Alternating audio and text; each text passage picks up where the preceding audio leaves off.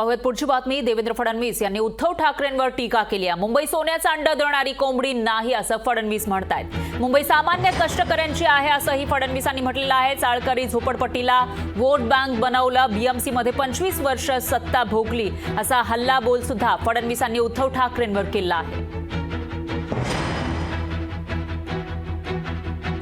राज्याचे उपमुख्यमंत्री फडणवीस यांनी उद्धव ठाकरेंवर पुन्हा एकदा निशाणा साधल्याचं पाहायला मिळत आहे। तर मुंबई ही सोन्याचा अंड देणारी कोंबडी नाहीये, मुंबई ही कष्टकऱ्यांची असल्याचं फडणवीस म्हणाले।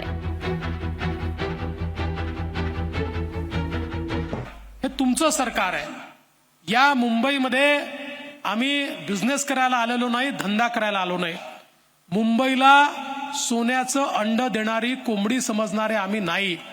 ही मुंबई सामान्य श्रमिकाच्या श्रमाने उभी झालेली मुंबई आहे।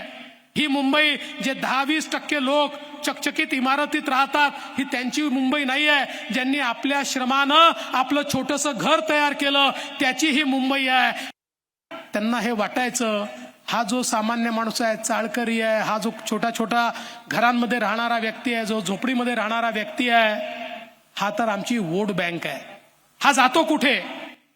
याला आम्ही काही दिलं नाही, नुसती आश्वासनं दिली तरी हा आमच्या मागेच येणार आहे। वर्षानुवर्ष निवडणुका आल्या की तीच आश्वासनं द्यायची, निवडणुकीमध्ये जिंदाबाद मुर्दाबादचे नारे लावायचे आणि निवडणुका संपल्या की त्यांना विसरून जायचं।